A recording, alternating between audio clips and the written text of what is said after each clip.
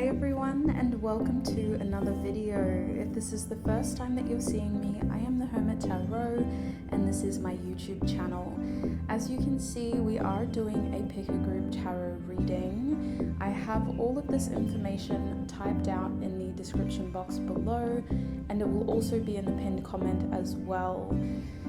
So this is what you can expect from today's pick a group tarot reading. We're asking Spirit, what is the person on your mind thinking? There will be channeled messages about their thoughts. We're also going to have a look at what has been on their mind lately in general.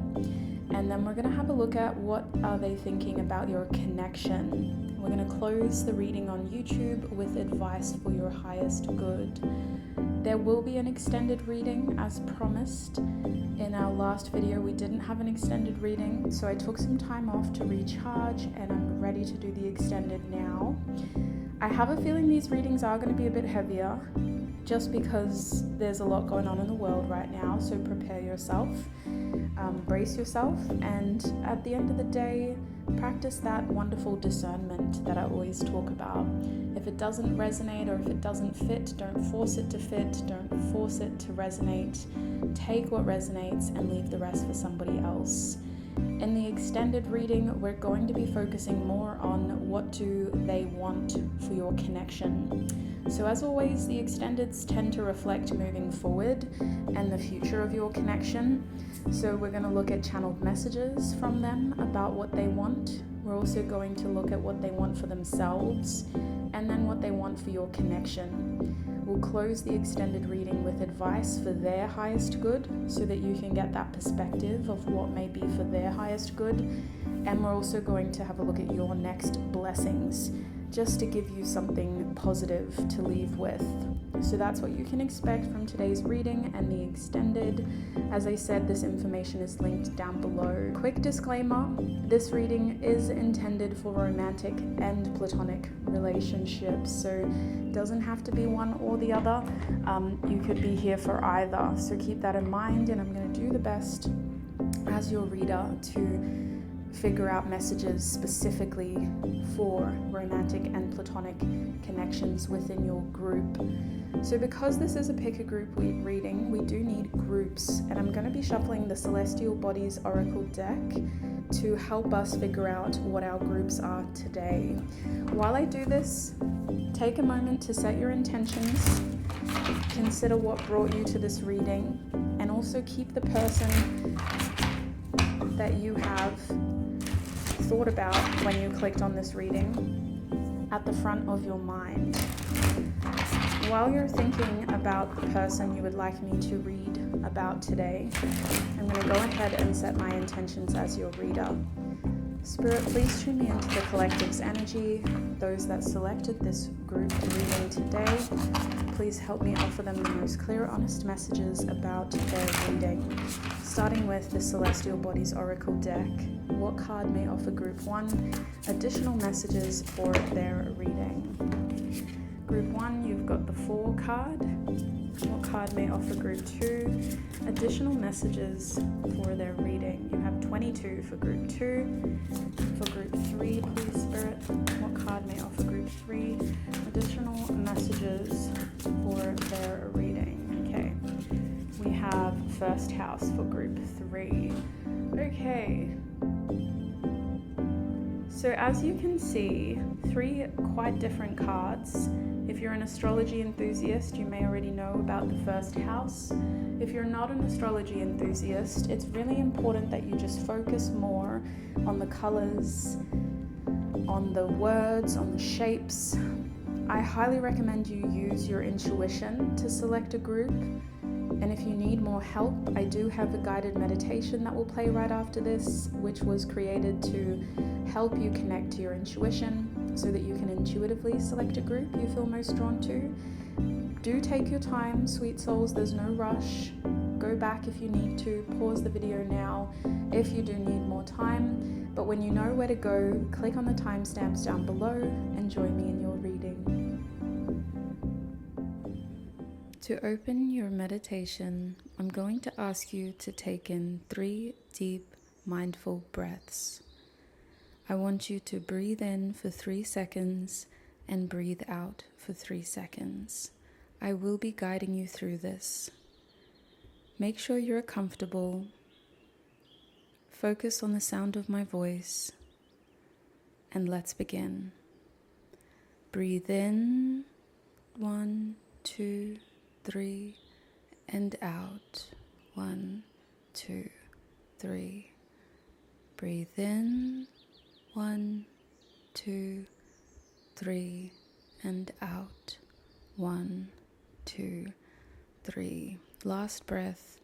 Breathe in, 1, 2, 3, and out, 1, 2, 3. From this relaxed place, observe the groups in your mind. It can help if your eyes are closed. Is there a specific color you feel most drawn to right now? Perhaps it was a phrase I spoke about in the intro. Allow your relaxed mind to guide you to a group you are being most drawn to. Remember, your intuition is not a loud voice, but it is a strong voice, and it knows which of these groups contains the most honest messages for you. Allow it to guide you through symbols, colors, objects, and phrases that will connect you with the group that holds the most clear, honest messages for you. If you need more time, pause the video or repeat this meditation.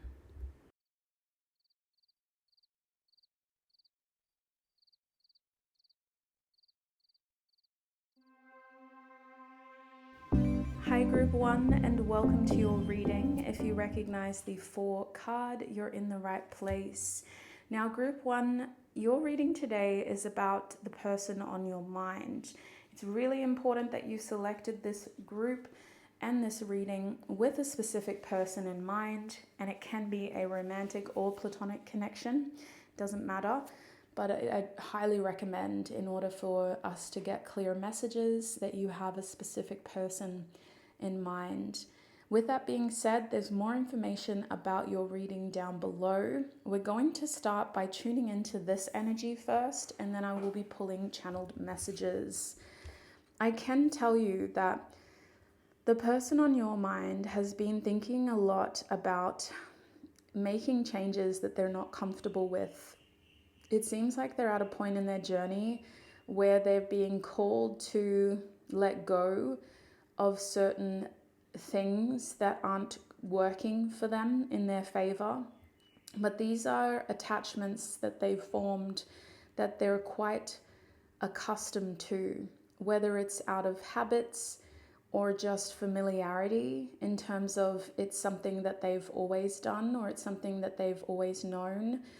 There is this feeling of insecurity about this person's mindset, where they feel insecure about having to let go of what they're comfortable doing, what they know how to do, and also feeling vulnerable about some of the changes that have happened in their life recently. It could come down to them even feeling as though they're out of their comfort zone, and like life is kind of happening to them, not for them, as though they're not in the driver's seat and they're just reacting to what is happening around them. This person does feel insecure, and when we feel vulnerable like that, we tend to do things that aren't exactly rational, but are coming from a space of survival, and they may be doing or saying things that they will ultimately regret, but it feels like it's a defense mechanism. So let's see what their channeled messages have to say about their headspace. Spirit, for Group 1's person, can we get some channeled messages about Group 1's person's thoughts? What has this person's thoughts been about lately? What has this person's thoughts been about lately? Okay, we have a card. We'll take that top one. Do you even care? What has this person's thoughts been about lately, Spirit? Group 1. I still don't have all the answers.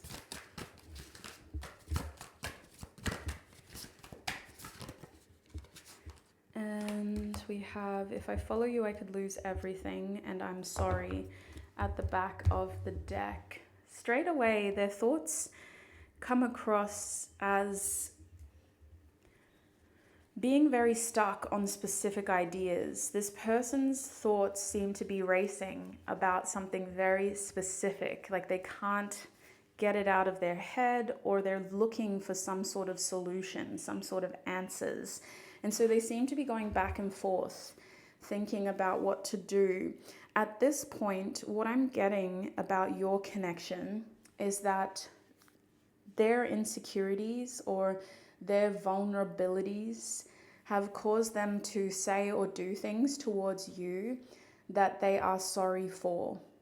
They feel like they're not doing enough, or the quality of their effort towards you is not what it should be. Now, I'm just straight out hearing like I should treat you better. And for some of you, this person has relied on you more than they should have. Now, their thoughts are really thinking about themselves, how to kind of move forward and what do I do. But they are thinking about their effect and their impact on the people around them as well, because of these two cards being here. These to me are swords cards, the 2 of swords and the 5 of swords. So I think that this person is being very logical, and they could always have been this way. Maybe they are more of a logical person, group 1. But right now, tuning into their headspace, they're being very logical. They're trying to lead their decisions with their head. And I'm feeling as though even though they're leading with logic, their actions are at times irrational. Like it's from an objective perspective, which is what this card is admitting. From the outside, looking in at this person's decisions and actions, there's a lot of question marks of why would you do that? And it feels like they've had to do some things, or they're going to have to in the near future, make some choices that are very self-motivated and that are agreeable with one person's idea, but not another person's. Even if this person isn't being selfish themselves, what they're having to do is only going to make some people happy. That's why we have the 5 of swords reversed. If I follow you, I could lose everything. Well, if I do this, I could lose you, is what it feels like. I'm having to do things that are really testing and challenging our connection. And it does feel like it's between a rock and a hard place when it comes to this decision. They're not going to be able to make everybody happy either way, but they're trying to do what is logical, even if it seems irrational to you, the viewer. And that's why they're saying, I'm sorry. On top of that, they could have been stuck in this decision-making mindset for some time now, group 1. It does feel like this person just keeps going back and forth, this or that. What do I do? And for some of you, if it resonates, this choice is about either doing what will make you happy or doing what will make their mother happy. Take that if it resonates, but I'm getting like a motherly figure as well. Now, outside of making other people happy, this person is having to reflect on some pretty big questions when it comes to their journey. Do you even care is a spirit-led question. It is their higher self questioning, how much to care about what you, the viewer, will think, because at the end of the day, you feel like an easier person to disappoint rather than the other people in their lives. But it also feels like this person is having to confront that within themselves. Do they even care? Why are they giving other people so much power over these important decisions? Why are they giving other people so much importance when it comes to opinions and suggestions rather than themselves. And I think that this person doesn't truly know what they want. They feel completely out of control. They're not in the driver's seat. Other people's opinions and suggestions are influencing the way this person handles their life right now. And they don't feel like they're in control at all. So that's the channeled messages. We do have an apology here, which I think is quite sincere, but I want to have a look at what else has been going on in their mind. So the next question is, what has been in their mind lately in general? And for this, we are going to use the Native American Tarot by Magda Gonzalez. So Spirit, for group one's person, what has been in their mind lately? Wow. Okay, hang on. We will take that card. Actually, we'll take both of them. The Strength card. Okay. Two of Blades, which is Travois. Spirit, what has been in their mind lately? You've gotten the Two of Swords twice now for this person's mind. We have the Seven of Cups, Vision Quest, and at the back of the deck is Victory, the Six of Pipes, which is the Six of Wands. Okay. Why is that so crooked? Alrighty. Sorry about that. I didn't realize how crooked that was. Okay. So group one. Let's pay attention to the numbers real quick. We have mostly even numbers, 4, 2, 6, and 8. The only odd number is the number 7, which to me is a number of kind of like spirit-led perseverance, whether it's your own spirit or it's you trying to connect with source. It's a strong feeling of going through challenges and trying to prove to yourself more than anything that you are capable, that you are worthy, and that you can overcome. The Seven of Cups is a card of emotional confusion that can even impact our mental clarity. In Vision Quest, we see someone who's lowered their head and there's this figure behind them who is smoking this pipe. And really, when I read about this card in the guidebook, it talks about the meditative practices throughout Native American cultures, because it is a plural, where certain herbs were smoked or substances were taken in order to evoke these visions and this almost ethereal connection with ancestors or spirits of the land, or even yourself, your future self, your past self. These visions were a huge spiritual practice, and it really ties to the Seven of Cups energy of trying to figure out what your choices are, what your options are before you make big decisions.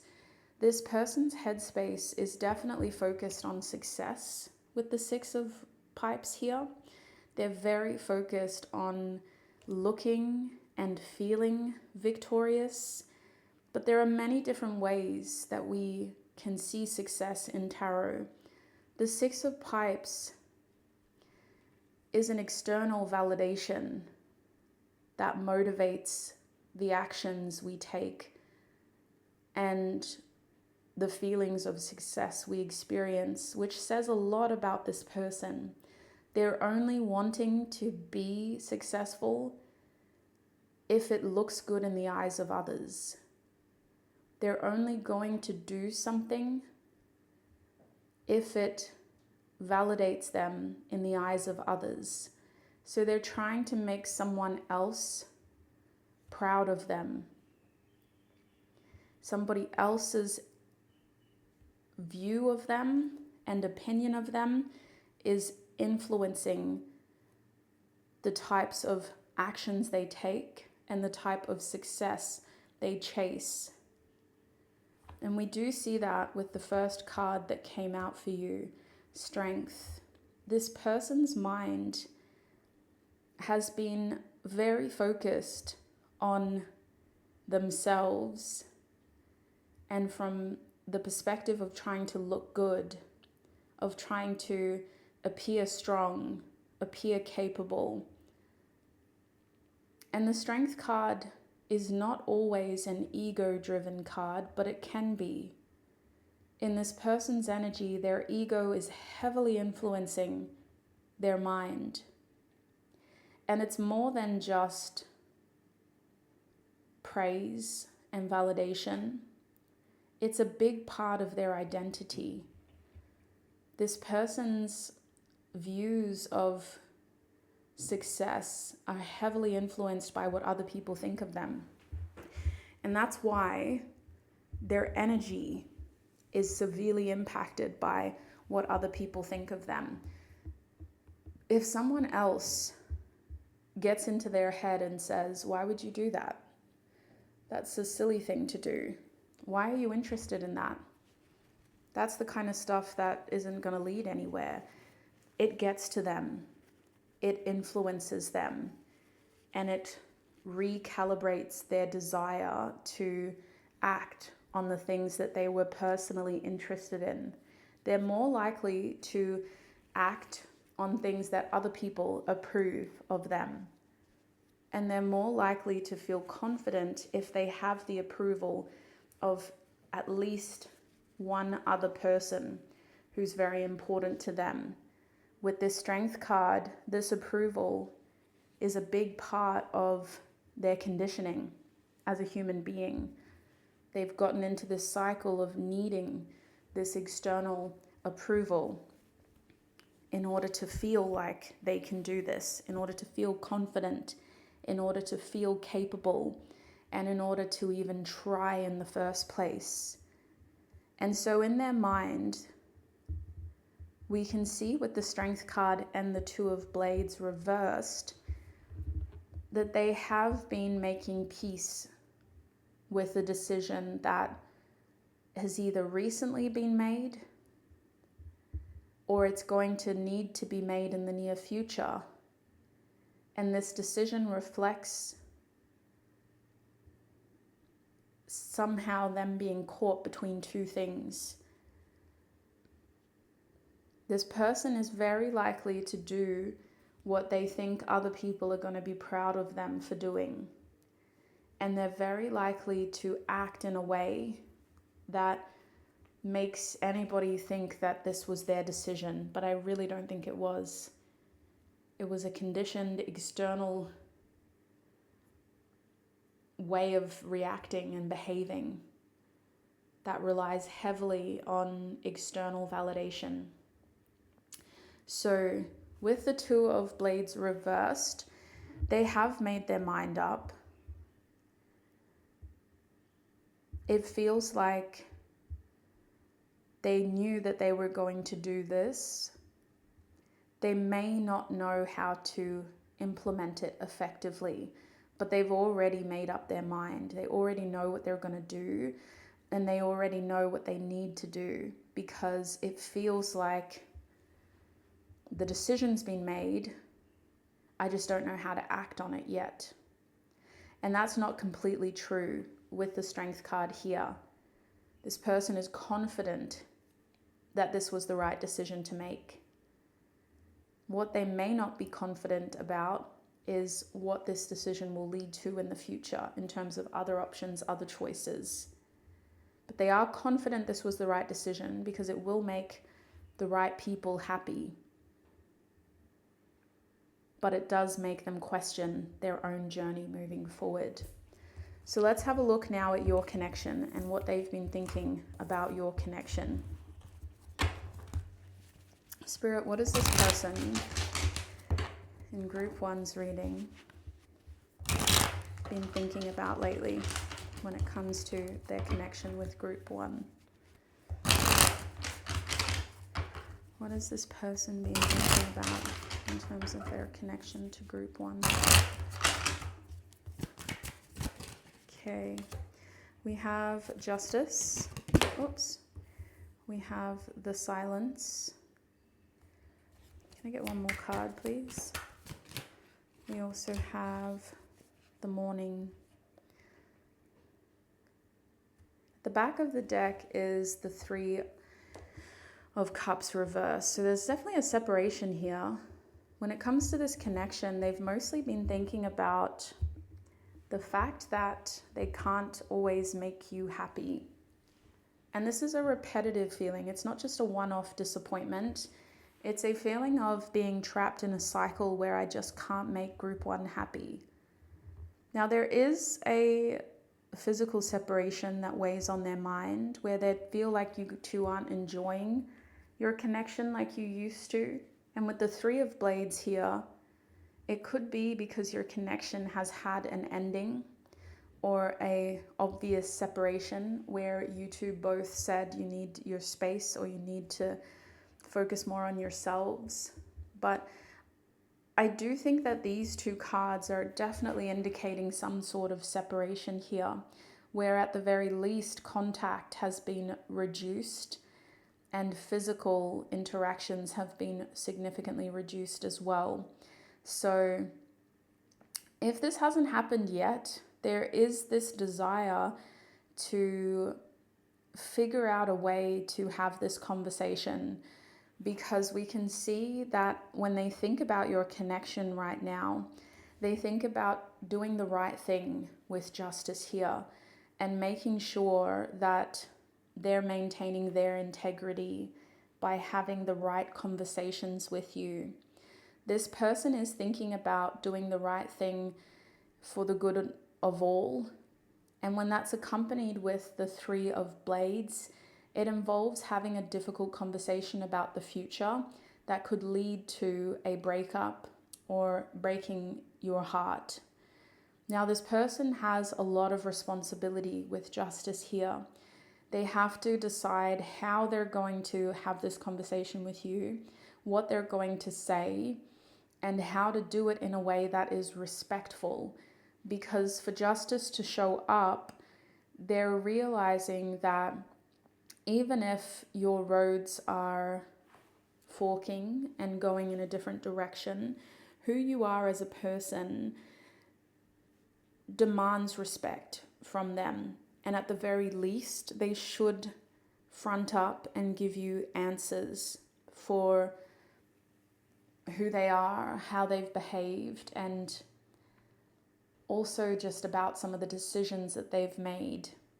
It could be that this person is thinking about breaking the silence in order to deliver this verdict, this decision, this conversation that reveals where their head is at and what they're focusing on moving forward. It is the right thing to do.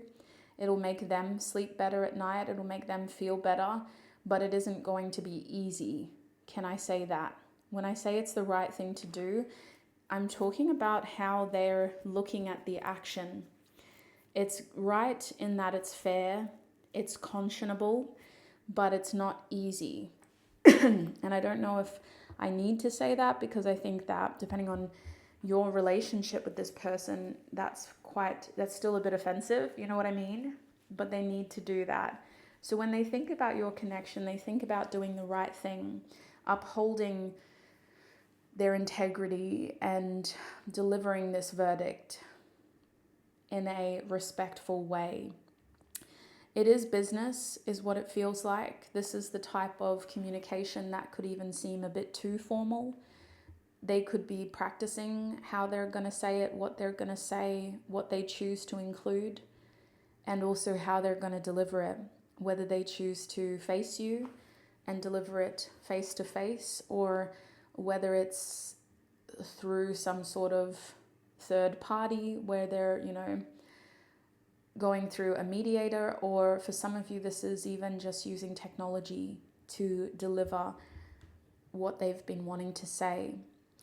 Now, the Four of Discs is the Four of Pentacles, and this isn't the first time you've had a 4 reversed, we see overall that there is vulnerability here and insecurity, because they think about your connection as one that was probably put in an awkward, uncomfortable space while they were trying to figure out what the hell they wanted to do and how they were going to tell you. And so there is this feeling of guilt as well as added pressure, where they don't know how much longer they can keep you in this uncomfortable, awkward space. I'm not gonna lie, I feel as though some of you, this person has considered just letting things naturally fizzle out without having to answer to anything, because the 4 of Pentacles reversed implies them trying to just reason with the history between the two of you and whether it is necessary to put you both in an uncomfortable space where you're having to confront uncomfortable things, or whether it would be easier to just let things naturally die out, fizzle out. And so that has been something that they were thinking about as well when it comes to your connection. Do I break the silence, or do I use the silence to my advantage and let things kind of naturally end? The 4 of Discs reversed does reflect someone who's very uncomfortable. And, you know, in our nature, with our minds and with our societies that we've built, when we're uncomfortable, we tend to do things to mask or hide or cope with that uncomfortable feeling rather than address it immediately. So they may have been doing some really odd or irrational things to distract themselves from feeling uncomfortable in this connection rather than addressing it immediately. And it's really going to come down to whether this person can be the good person they like to think of themselves as, with justice here. They like to think of themselves as someone with good integrity, but I'm also seeing someone who's very spineless with the 4 of Discs reversed. So I don't know. They prefer to distract and avoid rather than confront. So I'm really not sure. This is how their mind has been going back and forth again when it comes to you and your connection. Do I do the hard thing, or do I use the easy way out? Now, the 3 of Swords, recently they've been really thinking about the separation, about where things were left, and maybe even about what they need to say in order to be more clear about where things are going. The 3 of Swords is reflective of a difficult conversation about the future of this connection.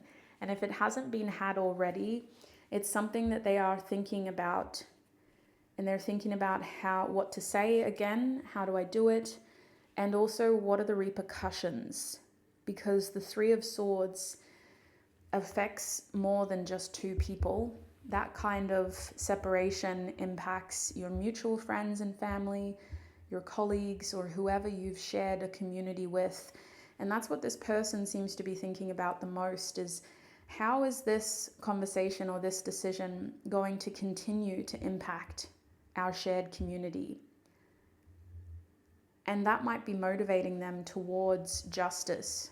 They could have other people in their ear saying, why did you do that to group 1? You know, why can't we all just hang out like we used to? What's going on here? What's happening? Have you spoken to them yet? Because of the way that this person's been trying to avoid you and this conversation, I wouldn't be surprised if it's somebody else in their ear telling them that they should be doing this, they should be doing that. Why haven't you spoken to group 1 yet? What's going on? Have things actually ended, or did you just not talk to them? Like, what is it? So this person likes to look at things black and white, but this connection is grey. And when they truly delve into the history, they feel a lot of guilt for how they've mishandled your connection. Namely, how they mishandled the way that they could have, would have, should have communicated to you. Instead of clearly explaining themselves, they kind of just let things fizzle out. They let the silence become loud, and assumptions have caused other people to ask questions now. Now, take it if it resonates, but for some of you, this person has been thinking about a relationship that you're in with justice. They're thinking about whether you're happy and if this is actually what you wanted. From the outside looking in, things look great, but it's the fact that they don't know anymore that's really bothering them, because it feels like you two had that closeness where if something big like this happened in your lives, a relationship or a marriage, you would have kept each other updated. And so that's a part of what's been weighing on their mind and making them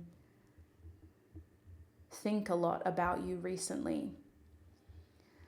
Let's have a look now at some advice for your highest good. I do want to get straight to the point, so I'm going to be using energy oracle cards for your advice. Spirit, what is Group 1's advice in this connection for their highest good?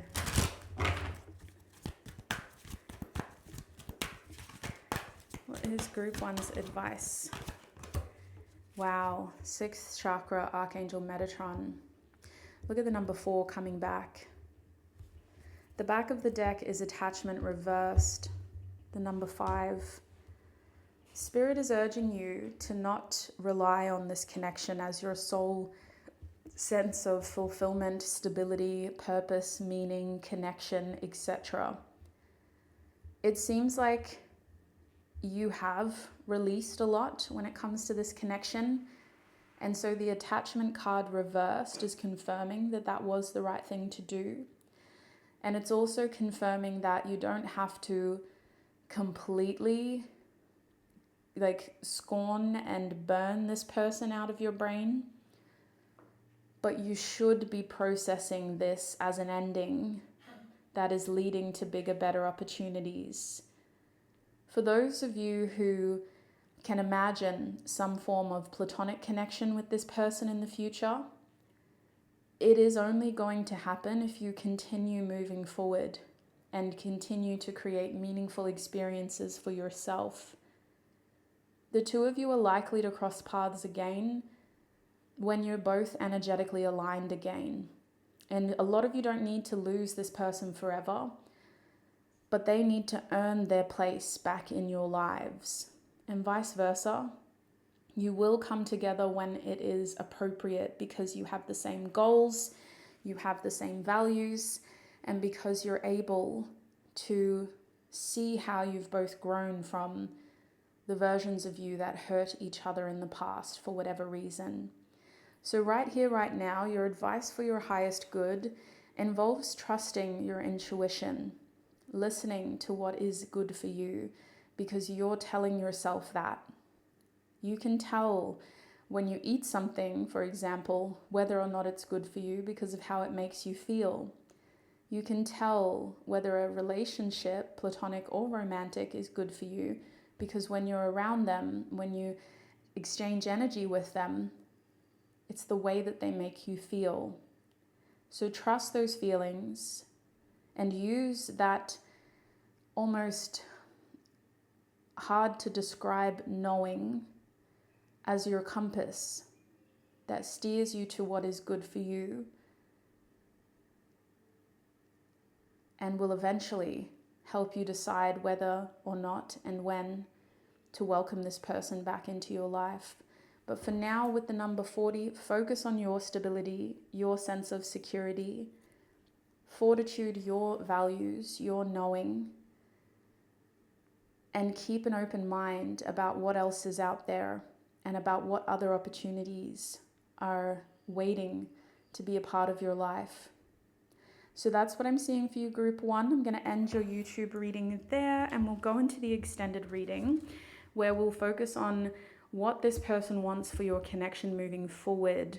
Now, all of this information is down below as well. You're welcome to click on that extended readings link, find your video and watch the preview before you purchase it to get a bit of an idea of how we do things over there if you haven't purchased an extended reading from me before.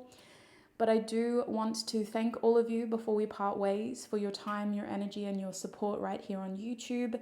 If you are able to join us in the extended, I'll see you soon. Click the link down below and make sure you click on group 1 before you spend any money. As we part ways, until we meet again, I wish you peace, prosperity, abundance, happiness, health, wealth, success, and joy on your journey ahead. Bye.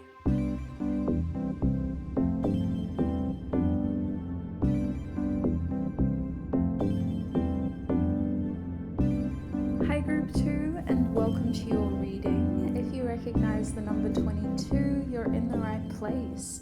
We're asking Spirit, what is the person on your mind thinking? Now, this reading is intended for both romantic and platonic connections or relationships. And here is everything we're covering right here on YouTube.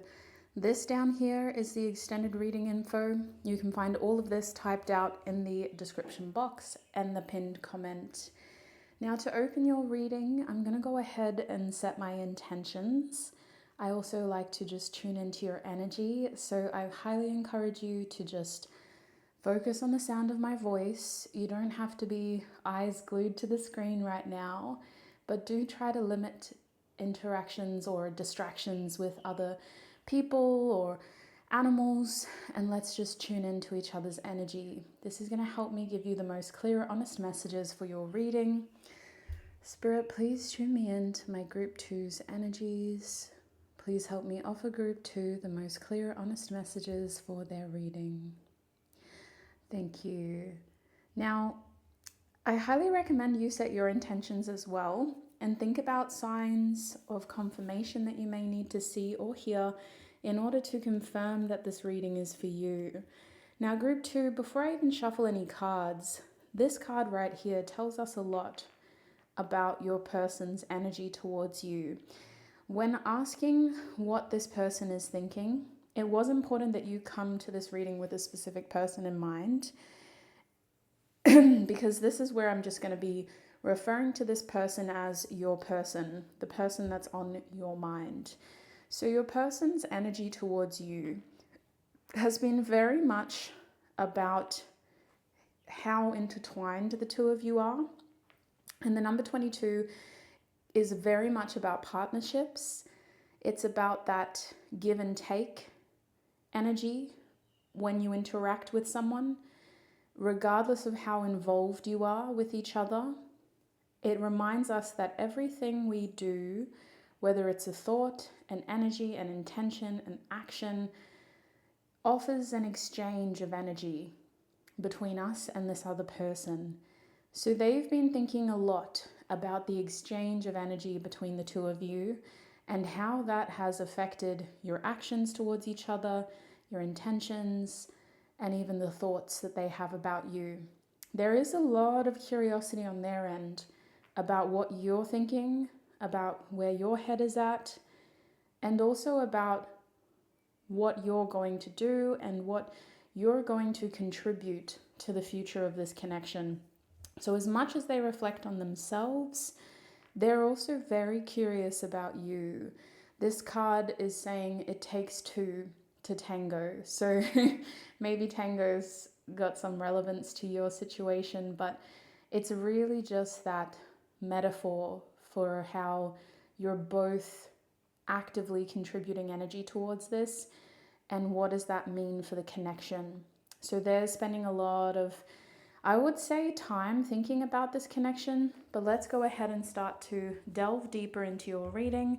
We're going to get some channeled messages now about their thoughts. So Spirit, please tune into this person's energy. What are their thoughts? Excuse me. Oh gosh, sneezing. What are this person's thoughts about my group twos? What are their recent thoughts, Spirit, through channeled messages? What are this person's recent thoughts? Okay. I need more balance. Two of Pentacles reversed. Two of Cups reversed. I'm open to compromise. What else have they been thinking about? Okay. So, channeled messages. We have Wait, which is the Seven of Pentacles. And at the back of the deck is I am coming, trust. Now, take this if it resonates, which I know sounds like a bit of a cop-out to say as a reader. But I think we're going to get some pretty specific messages. So, let's just put that disclaimer out there. And now let's have a look at some of these messages. I do feel like this person may be hesitating when it comes to how much they're able to give to this connection, and specifically towards the connection's future.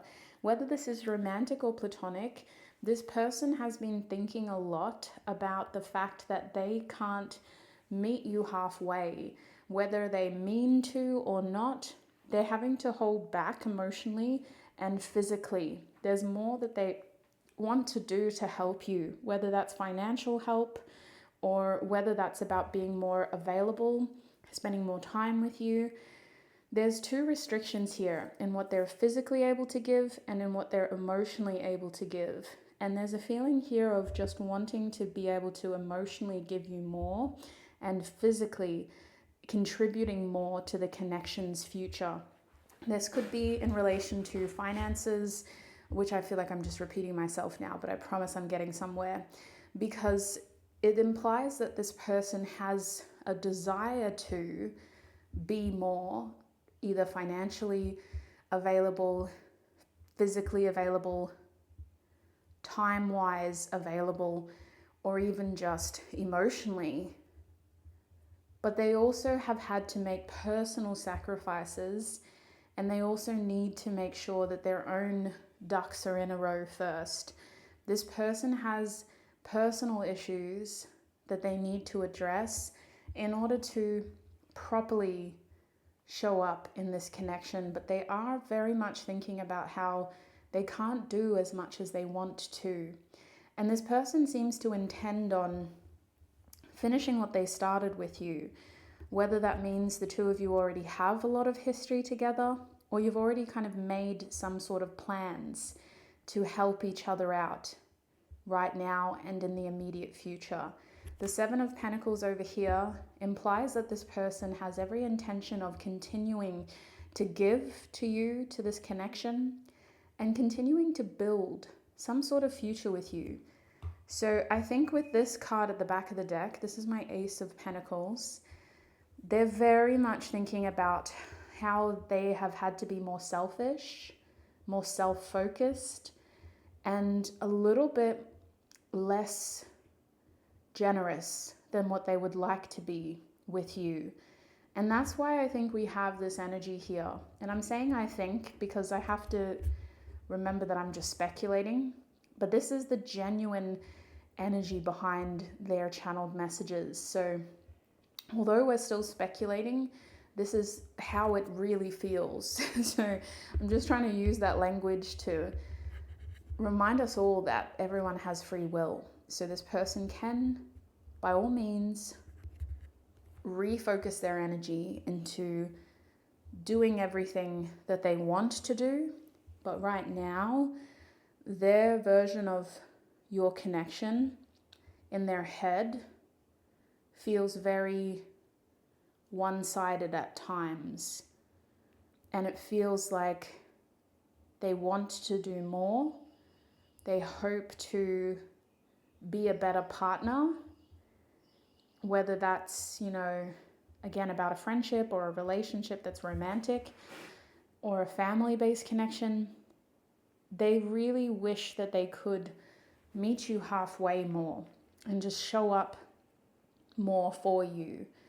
This person spends most of the time thinking about ways in which you exceed what they're able to do. because of your emotional maturity, your emotional capacity, the amount of love that you pour into them as well as others, and your financial capacity. You're either coming across as more financially stable or as someone who likes to spend money in this connection, and they feel they can't match that. You may be the one who's buying this and buying that, and they feel like they just can't match that.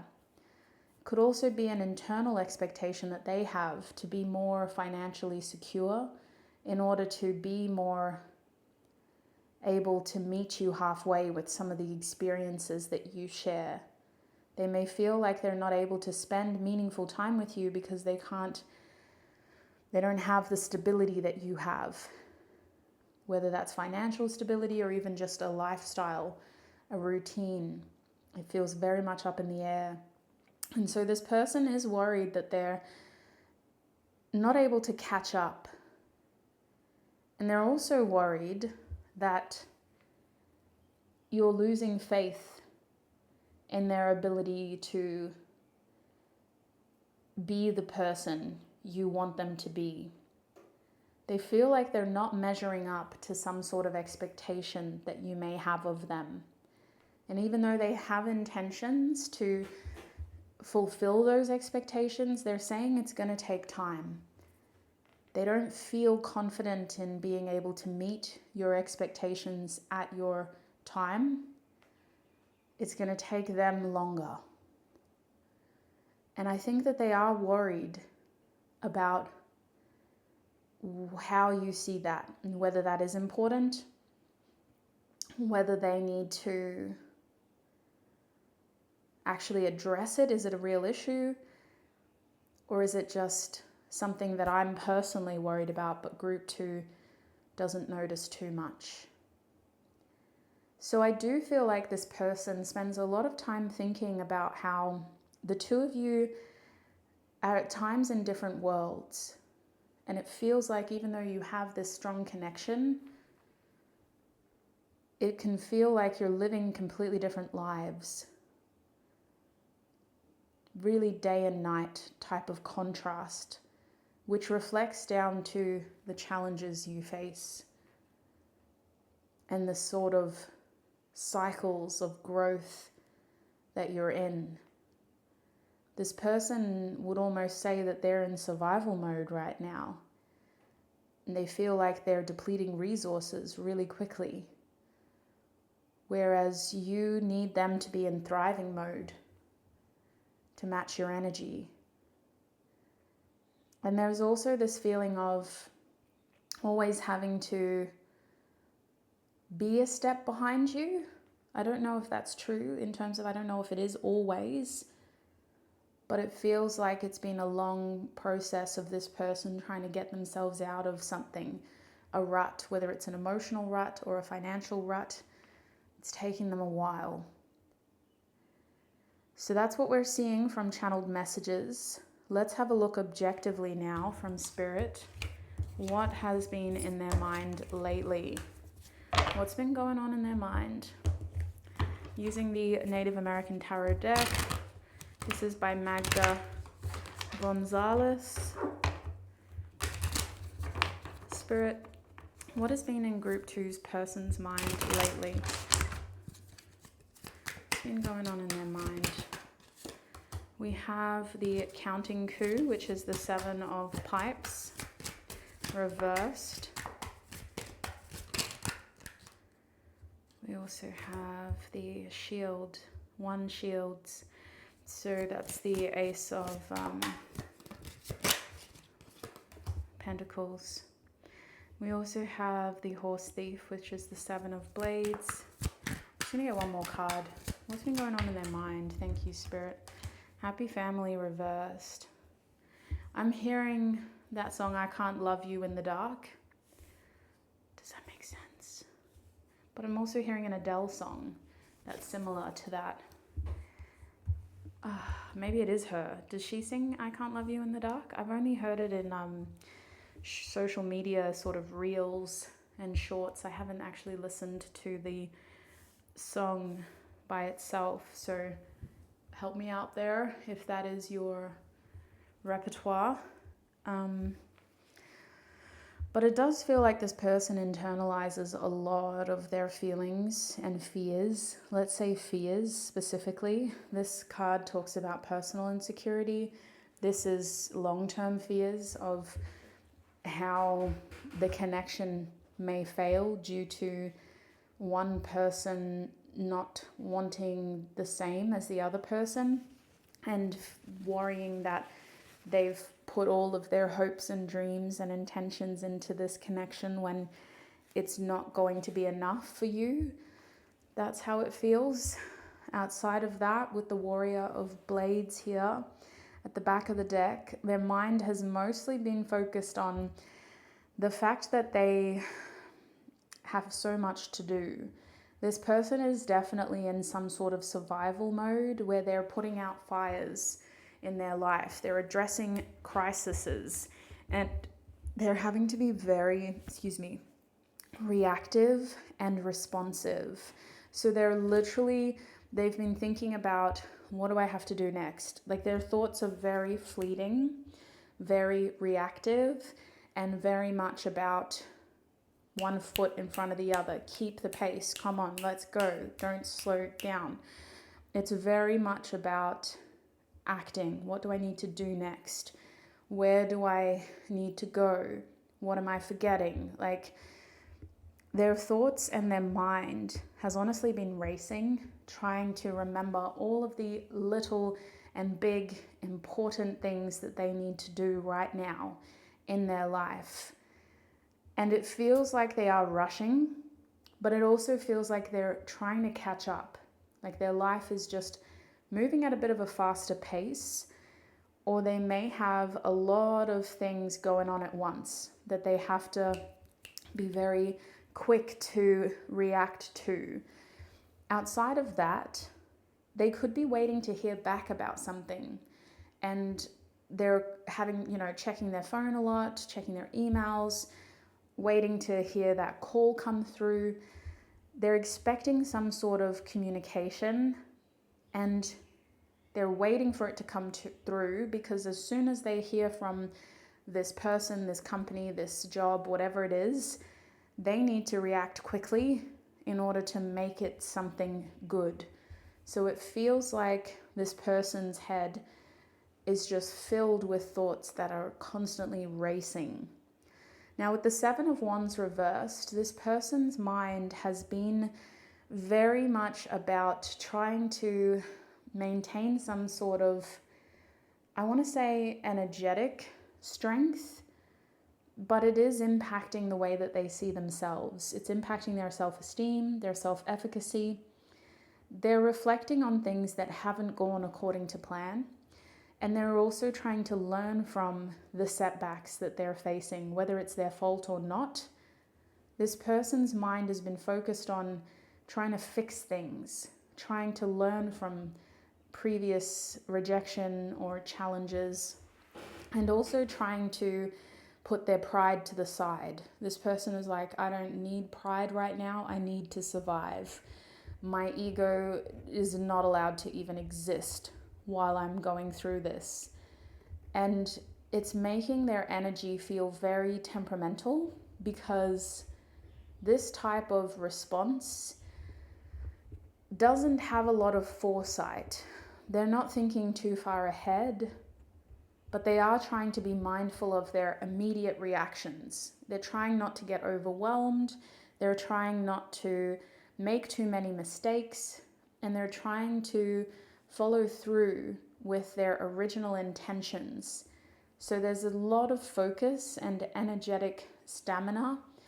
That means that they're not able to just sort of be themselves right now. It feels like this person's having to conserve energy because they're currently overcoming a lot of personal struggles, and it's impacting their sense of self, their self-esteem, their self-efficacy, but they haven't even been able to process that yet because they're still fighting. They're still in survival mode. So If we look at the Ace of Pentacles, the one shields in this deck, we can see these two, I guess, predator animals, a wolf and I'm assuming a bobcat. Could be something else, but it's definitely a predatory big cat. And we see with this card reversed that there are more insecurities about how this person is cultivating the opportunities that come their way. They're either waiting for something big to happen, or they're hoping that something that they've been given can turn into something big. And that's why it feels like with this card reversed, they don't really know whether this was the right thing to commit to or not. It feels like they're either waiting for that opportunity to land, to get that call back, to receive that email confirmation, or it has happened and they're still doubting whether they can turn it into something successful or whether they've inherited more mistakes. And so they're thinking very carefully about how to invest their time, their money, and in ways in which they can secure a more prosperous future. This person's material world feels very unstable, uncertain, and they're very unsure of how capable they are of making something out of opportunities that are coming their way. So their material life takes up a lot of their mind. But we can see with the Seven of Blades here, because this person's in a rough patch, they're having a hard time trusting people around them. They don't know how much to share with the people around them. They don't know how much to open up about what they're going through. And it could be the case of, a lot of the people in their life are also going through things. And so they're trying to be mindful of oversharing, or what's the word when you emotionally dumping on their loved ones, because they don't want to put more baggage onto them. They feel like their people are already going through things. So there's not a lot of outlets for this person. And the Seven of Blades could mean that there's one particular relationship in their life that they're having a hard time trusting. This relationship is making them question how much to share, how much to say, and how much to show. This person has been very skeptical about the authenticity and intentions behind whoever this is. And they've been purposefully withholding a lot of information, more than they do with others. So we can see that they've been really filtering a lot of their challenges, struggles, and adversity, and being very strategic, careful, and mindful about what they share and how much they emotionally dump on the people around them. There is this feeling with happy family reversed of this person trying to protect their family from themselves, from their own mistakes. This person feels overly responsible for people that they worry they can't protect or care for appropriately. There's this feeling of, I want to, but I feel like I can't. And what's been on their mind lately is how this contributes to other tension that their family may be going through right now. They don't want to create more problems. They want to find solutions. And so if they do feel like they are going to bring more problems, they're going to keep them to themselves instead of sharing it. So the happy family card could indicate that this person's family is just very fractured right now. It could feel like people aren't talking, or communicating as much as they should. There's emotional separation, physical separation, and that communicative separation as well. But it does make them rethink what they're doing, who they love, and what kind of future that will be creating, if that makes sense. There's a feeling here of this person's perception of family changing because of this experience, and there may be certain people that they have to reconsider simply because of what this experience has shown them.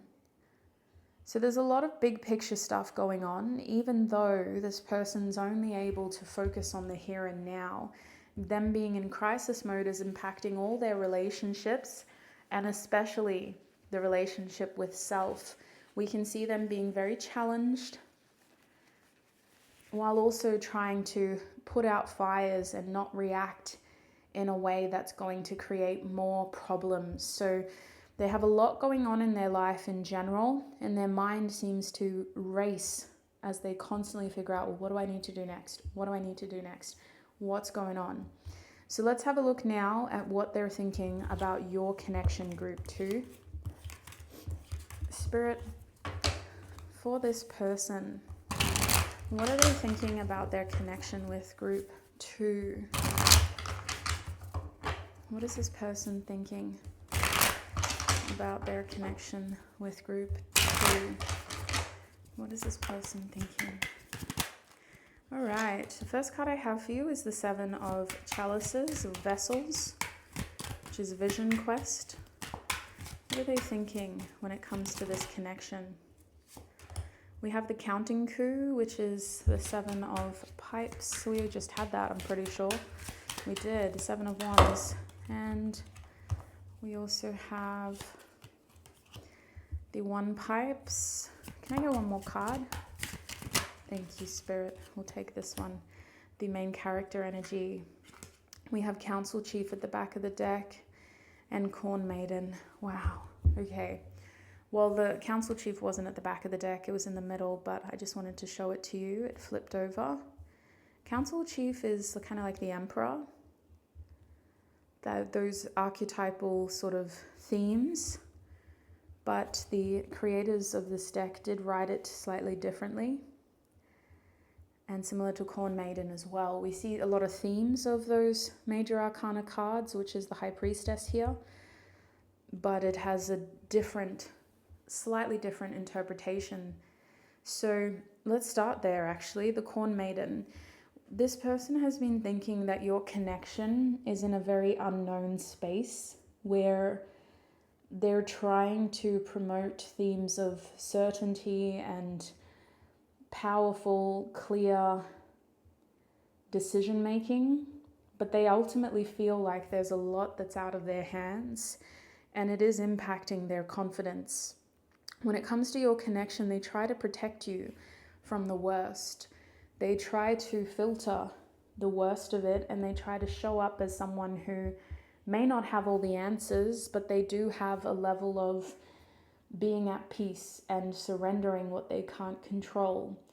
And this is starting to take its toll on them in their other lives, but in terms of in the other areas of their lives. But when it comes to your connection, there's a lot of discernment and careful caution in unnecessarily scaring you. This person internalizes a lot of their fears, a lot of their insecurities. We do see hints of those insecurities, but for the most part, with the main character card here, which is a supplementary card in this deck, we can see that this person is being very conscious of the image that they portray to you. They're trying to come across as a confident main character, somebody who can and will figure it out, who makes life happen for them, doesn't allow things to get the best of them. They're trying to show you the version of themselves that they truly want you to see, but that they secretly are afraid that they're not. And so their insecurities get shelved when they're with you. They can't afford to have you think that they're anything less than confident, capable, and a main character. This person cares what you think, to put it bluntly. They care what you think of them. It's important that they come across as strong and confident and capable.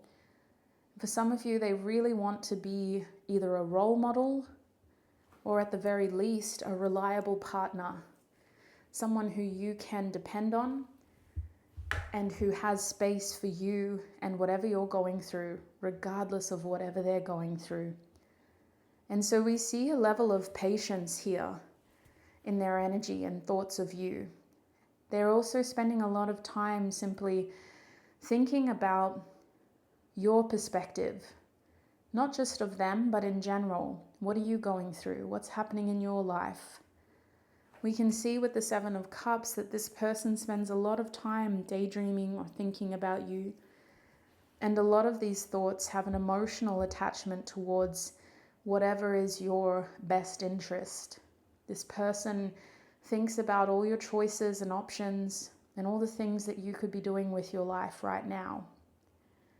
They think about what could make you the most happy and whether you feel capable enough to make that happen. They think of their impact on your decision-making process and whether you don't pursue the things that your heart really wants because you're afraid of how it will negatively impact your connection. This person sees you as someone that has a lot of different options that they could be pursuing right now. I'm hearing the world is your oyster. Don't waste your chances. And there's a strong sense of success here in them wanting you to be successful and happy. With the Seven of Pipes reversed, the counting coup, this person is a little bit afraid of losing you one way or another, either because you judge them for all the things that they're not, for all the challenges that they struggle with, and for all of the choices they didn't make. They're afraid of losing you because you see them as less than what they want you to see them as. And they're also afraid of not being able to overcome challenges because they didn't try hard enough, and what that would mean for your relationship. So there's a strong amount of pressure that they put on themselves because of how much respect they have for you and how much respect they hope to have from you. When they think about your connection, they do think about all the things they haven't done. They think about all the times they didn't try hard enough. They think about the challenges they're currently facing. They think about what that could mean for your connection. And they are thinking about, well, how much do I share, right? They're constantly discerning how much to share, making an internal judgment, decision, choice. It's important that this person is someone you can turn to. That's really important for them. They want to be someone that you can open up to regardless of what they're going through. And so with the Ace of Pipes here, the one pipes, which is the Ace of Wands, we can see that this person is thinking about ways to bring new vitality, new energy, new interest, new passion into your connection. Ways in which your connection can be revitalized. No matter how old or new it is, this means bringing a new cycle, a new chapter into your connection. And it's about having something that you both are excited about in this connection, that you're both working towards, and that you can both kind of use as an excuse to keep the connection going, if that makes sense.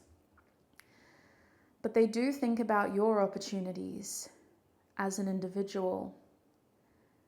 They think about all the things that you could do, that you could be doing, and that you are likely to create in your lifetime. They do see you as someone who is quite confident, capable, and a main character. And this impacts how they want to show up for you. Because even though they don't see themselves as that yet, that's how they want you to see them. They think about you as someone that's very either creative, but full of potential is what it really means. Full of potential. You have a fire in you that is infectious. It can turn anything into something, anyone into someone. And they feel very inspired by your presence, but they also feel very attracted to your process, your creative process, or the process in which you turn something into something bigger, if that makes sense. This person sees you as someone that's a bit of a firecracker, very capable, with a lot of different opportunities, and the spirit to pull it off, if that makes sense. The energy, the passion to make it something. I do feel like they rely on you to be a big part of their life one way or another. They trust you, they trust your judgment, they trust your knowing, your intuition, your instincts, they trust your process,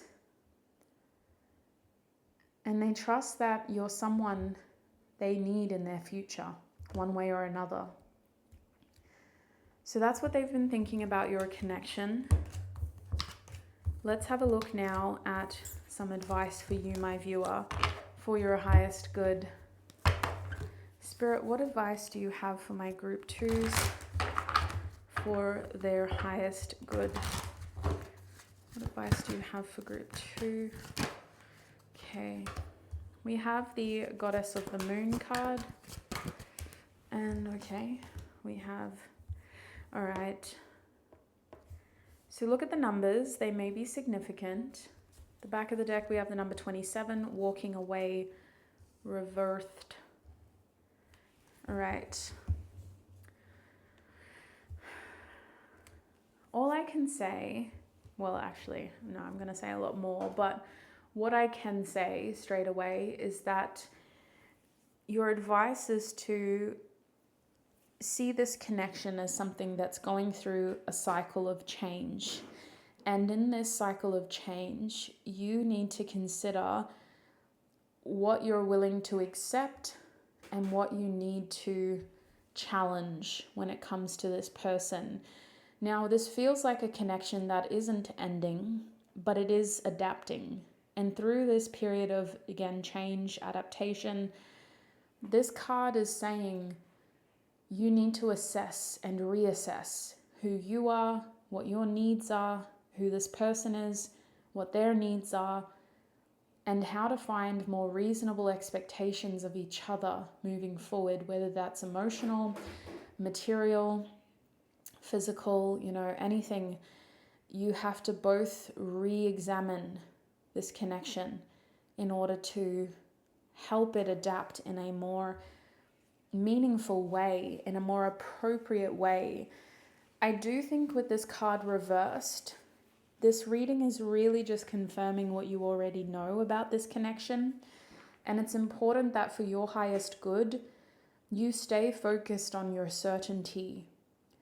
Assuming and reading between the lines can be a wonderful way of confirming what you already know, but there needs to be a time where you stand by the certainty and try to limit any of the uncertain information that may cause confusion, distraction, or even apprehension. This connection can only move forward based off of what you know. The main things you will know is coming from source, whether that's yourself or from this person's mouth.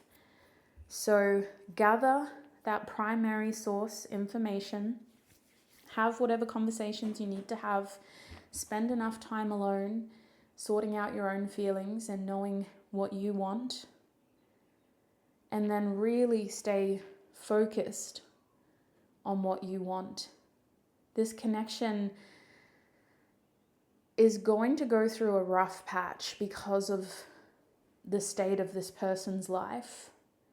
So you have to hold yourself down first and foremost. You have to, with compassion for whatever they're going through, prioritize your own security and stability and prosperity.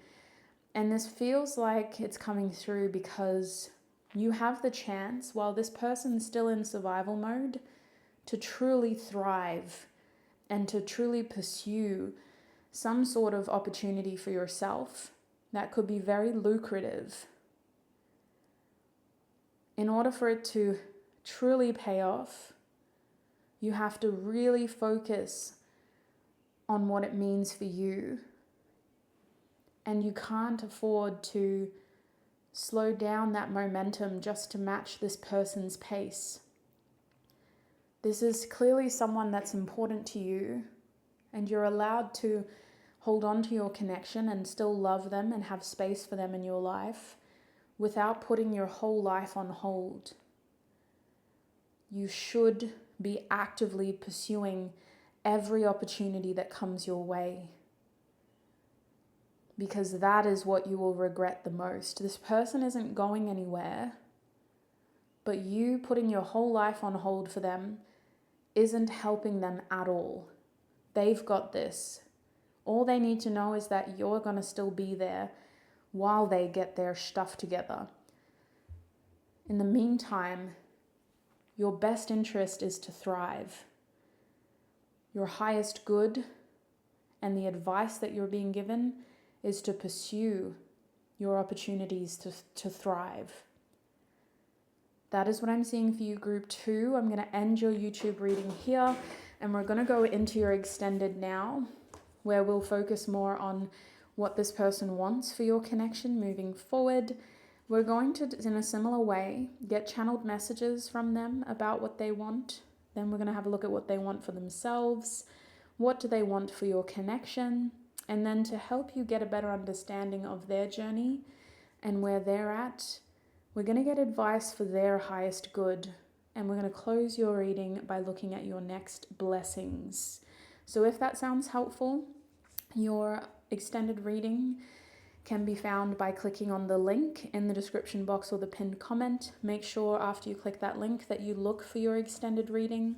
Remember your group 2 of the What Are They Thinking reading that I put out in July. Thank you, group 2, for all of your time, your energy, and your support right here on YouTube. If this is where we're parting ways, I wish you peace, prosperity, abundance, happiness, health, wealth, success, and joy on your journey ahead.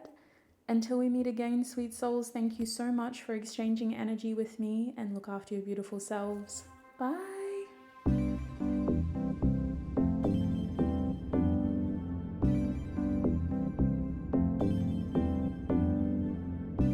Hi, group 3, and welcome to your reading. If you recognize this first house card, you're in the right place. We are here because we're asking Spirit, what is the person on your mind thinking? Now, this is a pretty deep reading in that we do have a little bit to cover. All of this information is found in the description box and the pinned comment. Here's what we're covering on YouTube, and this is the extended reading. So before I open your reading here on YouTube, I am going to take a moment to tune into your energy and set my intentions. I highly recommend you do the same. Consider, as you set your intentions, any signs of confirmation that you may need to see or hear in order to claim this reading as your own. With that being said, let's get right into it. Spirit, please tune me into my group 3's energy. Please help me offer group 3 the most clear, honest messages for their reading. Okay, so the first house has a lot of energy behind it on its own. I will be pulling more cards, but straight away I feel like this person's energy towards you is that of like a new beginning. Something is starting from the beginning. And I'm keen to kind of see what they've been thinking in general, but it just feels like this person may be needing to spend some time thinking about themselves, what they can do, what they need to do, and how that's going to affect your connection. There is an energy here of excitement around this person. They are clearly trying to do something that they really want, but it does feel like it's about them.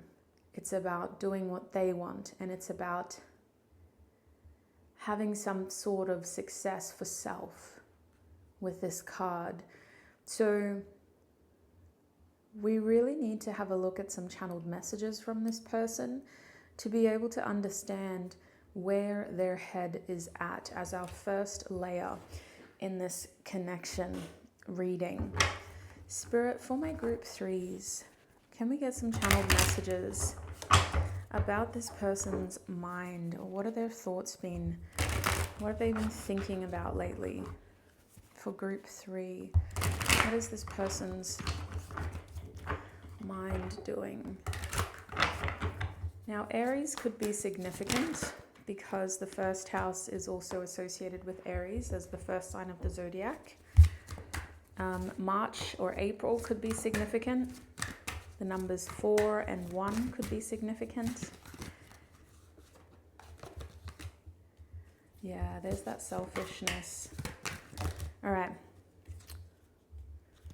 So the back of the deck is I am manifesting you. Now,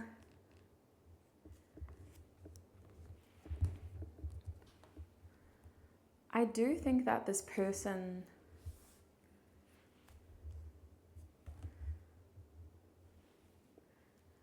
what can I say?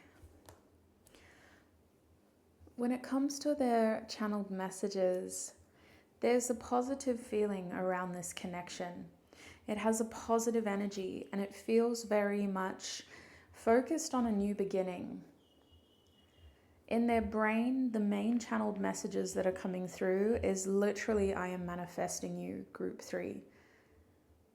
I feel very good about our connection, and I feel as though this is leading to something better, to something more, more meaningful. And the 6 of Wands makes me think that this person would want to say to you, I have a lot of confidence in our connection, in our harmony, the way that we work together. It feels very positive. It feels very good, like it's actually leading to something. And it also feels like something that could be very victorious and successful. And this person would say that they are very, I want to say happy, but also motivated towards continuing this momentum of energy, because even though it's going well, it feels like it's just the beginning, and it feels like they don't want it to slip through their fingers in some way or another. It's about maintaining that good energy. So they believe that you two have this really good dynamic going, and they really enjoy your interactions, your exchanges, the way that you support each other, the way that you boost each other's self-esteem, and also just look out for each other. There is a feeling here of equal give and take energetically, and they hope that they are giving as much as they are taking from you. They hope that it's a even exchange, because they feel very empowered and positive in your presence and in this connection. This person appreciates your recognition, your praise, and the way that you validate their efforts. You help them feel seen. They're saying that they are in a bit of a selfish era where they're having to spend a lot of time and energy on themselves in a way that, how do I word this? It feels empowering. It actually feels like this isn't a bad energy and that this person is doing something really good by actually being self-focused, self-motivated, self-confident. Like, be more selfish doesn't feel like a bad thing, at least when I'm tuning into their energy. But they have been consciously trying to put more effort into themselves. I'm hearing I've been trying to be a better person, get my life on track, get my bills paid, like handle my business, take care of the things that I need to take care of. And it feels like this has helped them show up in a more confident way in general, but also in this connection.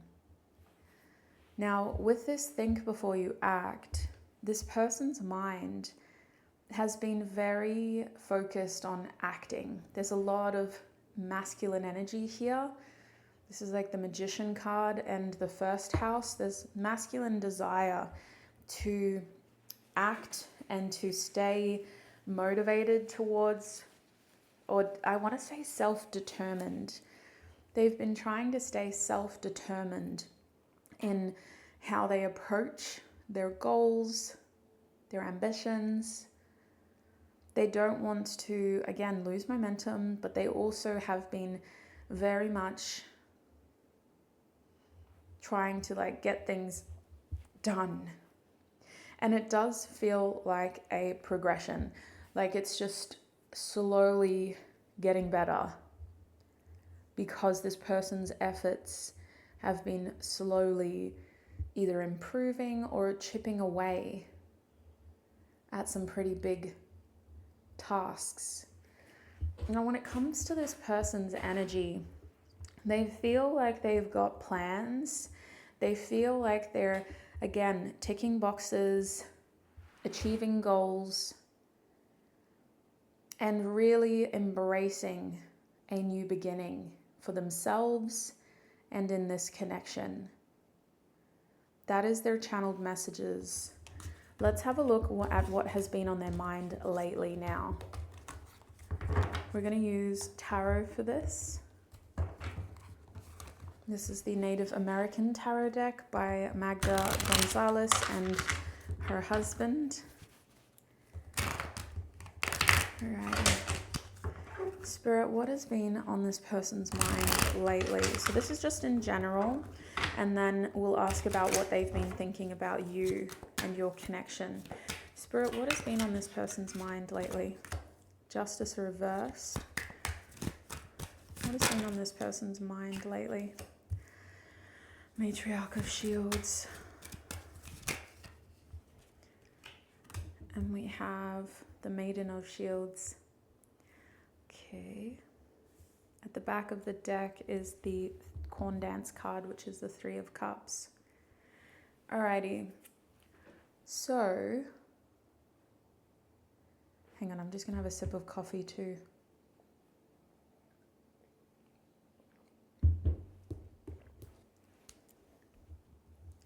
I kind of want to start here with Corn Dance. What's been on this person's mind is this feeling of wanting to celebrate, wanting to have fun, wanting to be around people that they enjoy being around, wanting to get back in touch with people that they haven't seen in a while, trying to make time for the things, the people that they enjoy either being around or doing. Now, it does feel like this person is really trying to connect with their inner child in their actions, and their mind has been trying to stay focused on the positives, on the, again, enjoyable moments in life, as well as the lighthearted, fun, playful opportunities that they have. And the people around them are a big part of this, whether it's just their friends or anyone that helps them be their lighthearted, playful, almost like inner child version of themselves. They've been relishing the company of those that can make them laugh, smile, dance, be a bit silly and goofy. And they've been actively pursuing that mindset of positive thoughts, positive thinking. Things will work out. Don't stress too much. Just keep trying, keep pushing.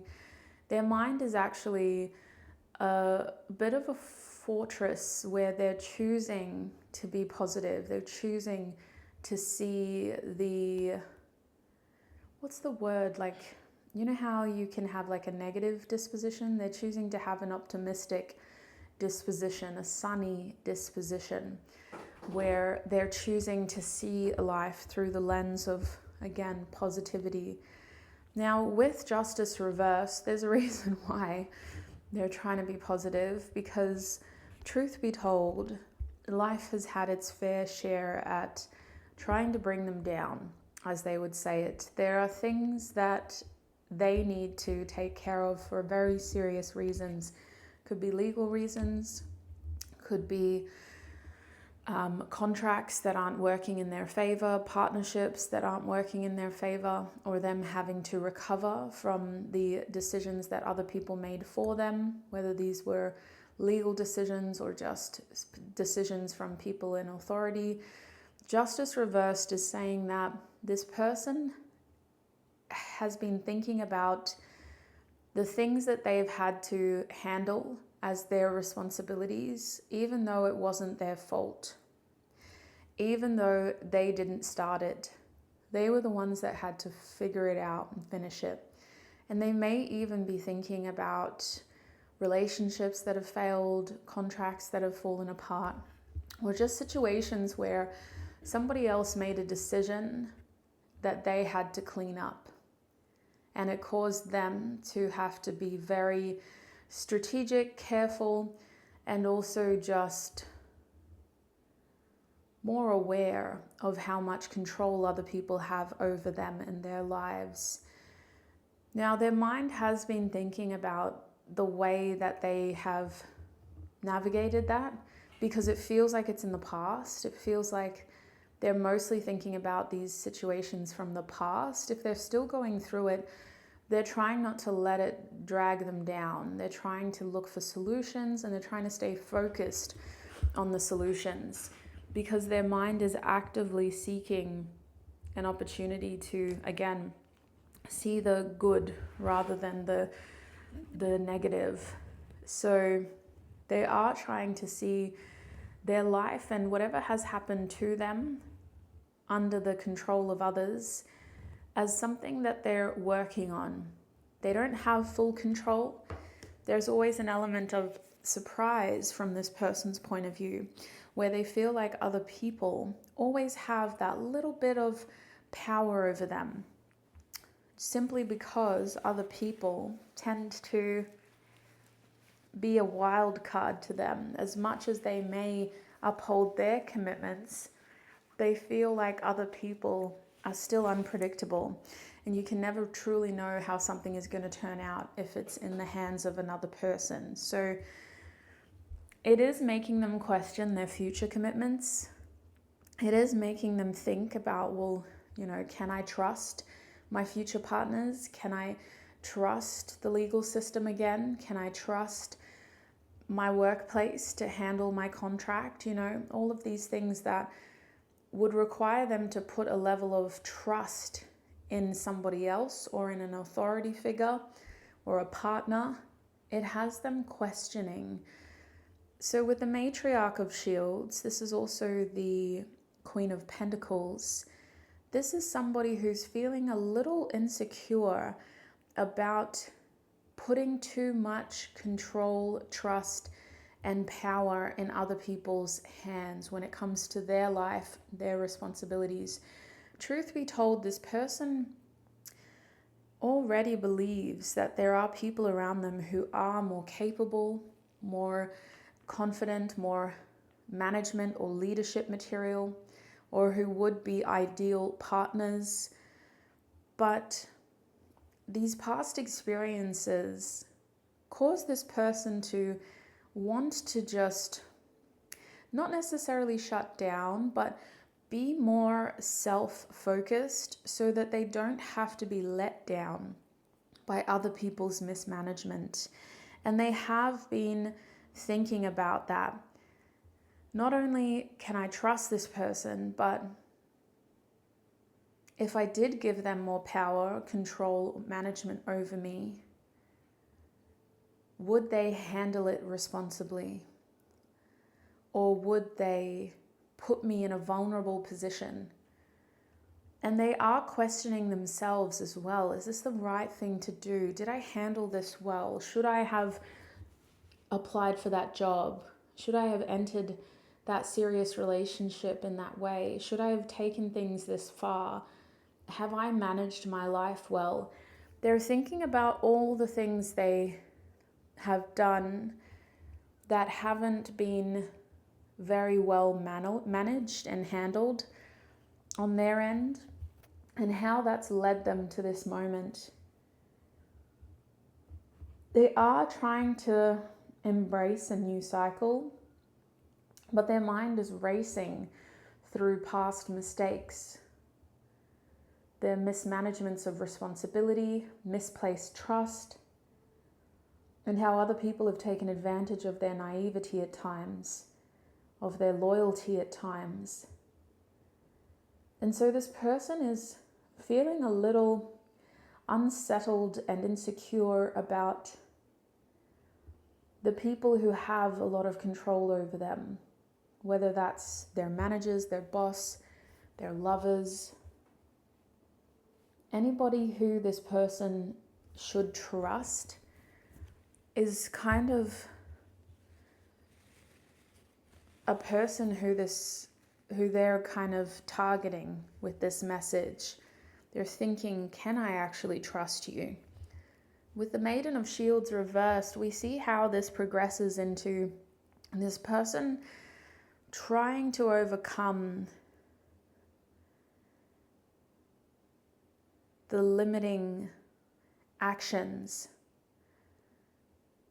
because it kind of feels, sorry to say it, but it feels like this person's paranoia of things being worse without them realizing before it's too late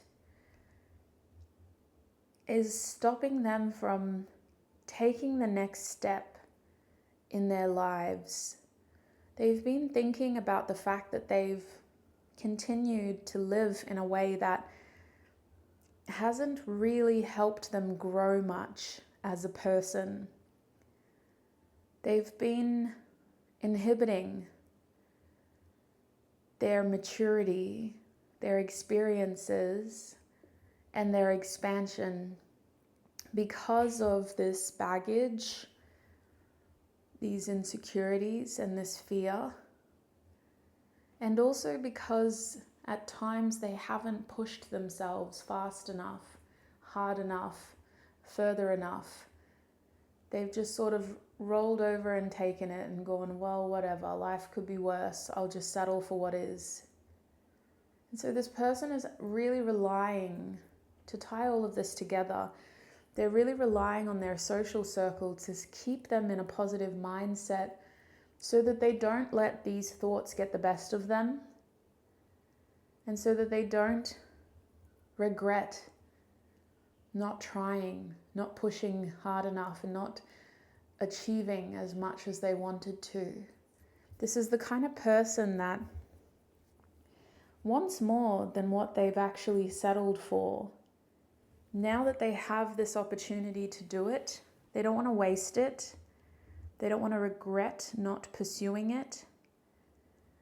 And they also don't want to let their own insecurities and past experiences hold them back. This is somebody who has well and truly outgrown the cycles of life that they choose to dwell in. But it requires a lot of mental focus in order to truly believe that.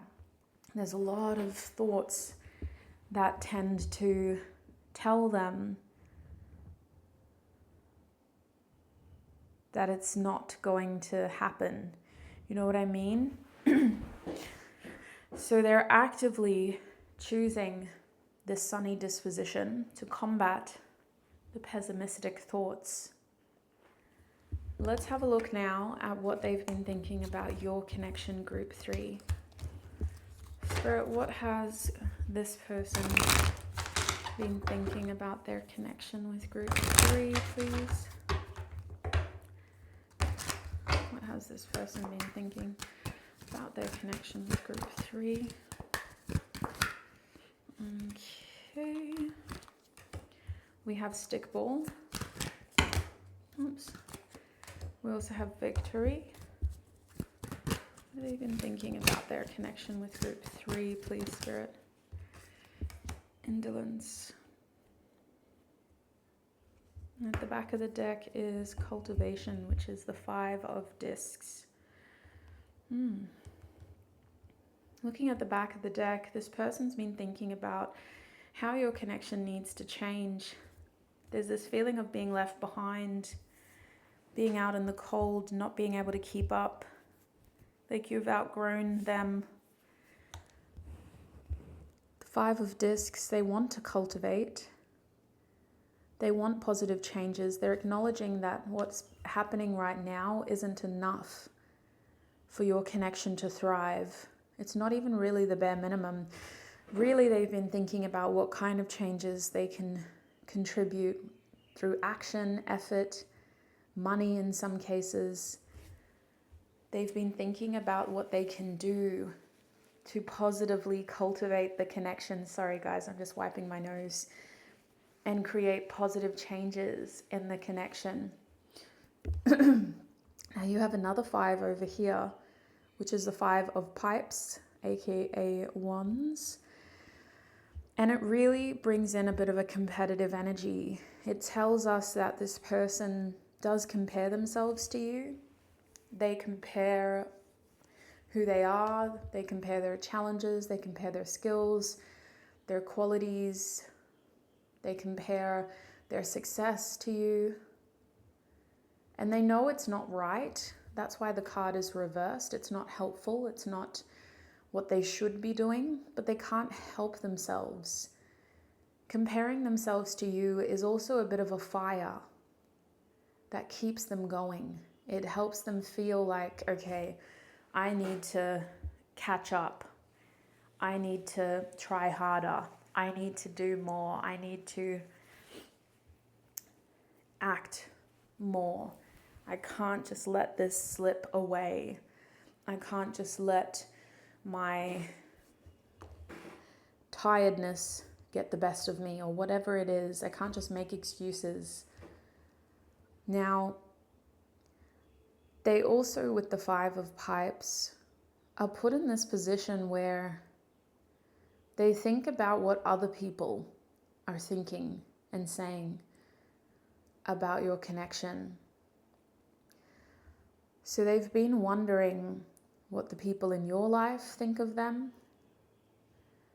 Mutual connections, what do they think about the connection? And they hope that they have the positive impressions, like they've made a positive impression on people, especially because there's this feeling of like a new beginning or something fairly new happening. They hope that the people in your life see them in a good way, but they also wonder what else they think. You know what I mean?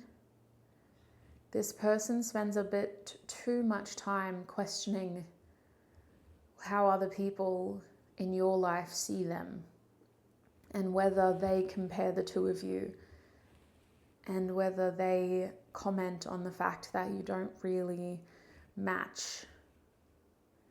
You have incompatibilities, especially when it comes to success, achievement, and the kinds of challenges that you're currently going through. So with the Six of Pipes next to that, there's a desire for this person to be more than what they actually feel they are. We had this in the first part of your reading in their channeled messages. I could be your hero, baby. Now we have it reversed in terms of what are they thinking about your connection. So they're thinking that they aren't enough for this connection sometimes, and they question whether you actually see them in the way that they see you, and vice versa. They think about your connection as something that still needs monitoring, that still needs active, not necessarily intervention, but again, monitoring, to make sure that the energetic contributions between the two of you are even, that they're giving enough, you're giving enough, and that you're showing up for each other in the way that it matters. Could be the case of the two of you have very different love languages, and this person may feel like they're doing things that indirectly clash with your love language. You may be someone that needs words of praise or affirmation, and they may be someone that prefers physical touch or quality time. And so they assume that by simply being with you physically, that's enough. And then they realize, oh, I haven't actually complimented them in a while, or I haven't actually been trying to, say nice things to them about them. So there is this feeling of them thinking about the times in your connection where you haven't been able to create that harmony, and where things have felt off and imbalanced energetically because somebody hasn't been able to match the other person's energy, and vice versa. So with indolence reversed, this person has also been thinking about what they can do to try harder and how they can really create more meaningful moments with you. This is a sign that they don't want to settle. They don't want to give up. They don't want to roll over and accept that it is what it is. They want those positive changes, and they are willing to try. So that is the Eight of Cups reversed in this deck, and it reflects them acknowledging mentally that this connection needs better cycles of meaningful moments and interactions in order to create more emotional depth in a good way. This connection deserves more effort, deserves to be adapted and worked on, because there are strong feelings here. There is enough care to want to take things further. It is not worth giving up, being complacent, or walking away. They've been thinking about ways in which they can try better, harder, and also just make a more meaningful emotional impact with their efforts in this connection.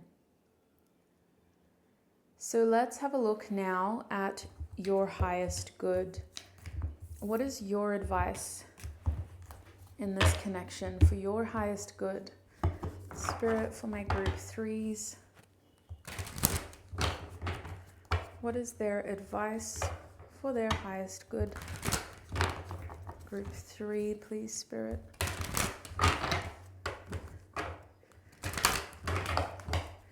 What is their advice for their highest good?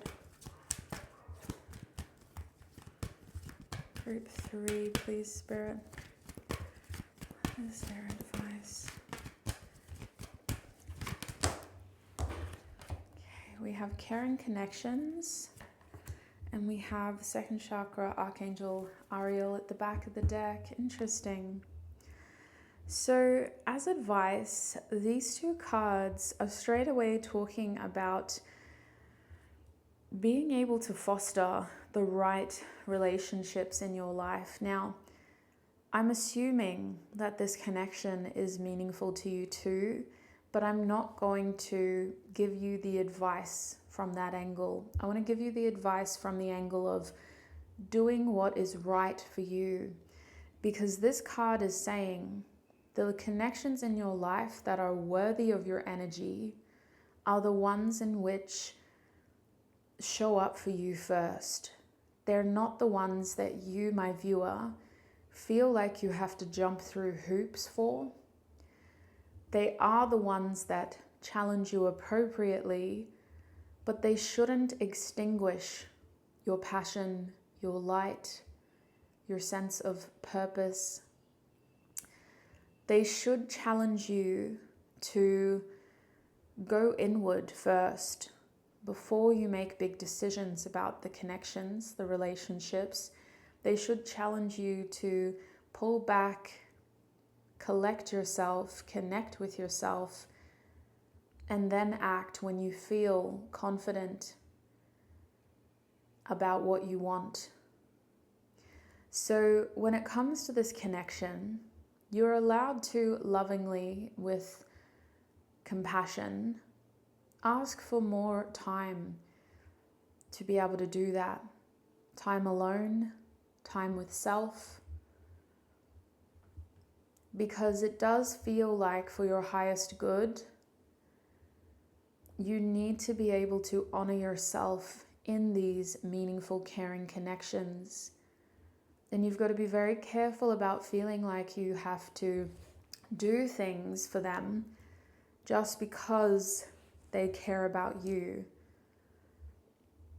This almost feels like the kind of connection that could get a little bit one-sided, and in which you, my viewer, could feel feelings of resentment towards, simply because you prioritized their feelings above your own. So honor your feelings. Make sure that you stay connected to who you are, to what you deserve, and to what you desire. If you aren't certain, if you feel uncomfortable, there's nothing wrong with giving yourself some time, pulling away a little bit and focusing on yourself until you have that certainty to act. That is what I'm seeing for you, my group 3s. Thank you so much for all of your time, your energy, and your support. Until we meet again, I wish you peace, prosperity, abundance, happiness, health, wealth, success, and joy on your journey ahead. I am going to take this into the extended reading now. If you'd like to join me there, this is what we're covering in the extended reading. You can find all of this information listed down below in the description box and the pinned comment. So it is more focused on what this person wants for your connection in the future. And we will be looking at channeled messages, again, what they want for themselves, what do they want for your connection, and then to give us a better perspective of what's going on for them. We're also going to get advice for their highest good so you can see their journey and where they're at. And we're going to close the reading by looking at your next blessings. So if that sounds helpful, the links are in the description box and the pinned comment. Remember to select the right reading before you purchase it. Your group 3. Make sure you find group 3's extended reading before you spend any money. Double check before you check out as well. Thank you, sweet souls, again for your time, your energy, and your support. Until we cross paths in the future, look after your beautiful selves. Bye.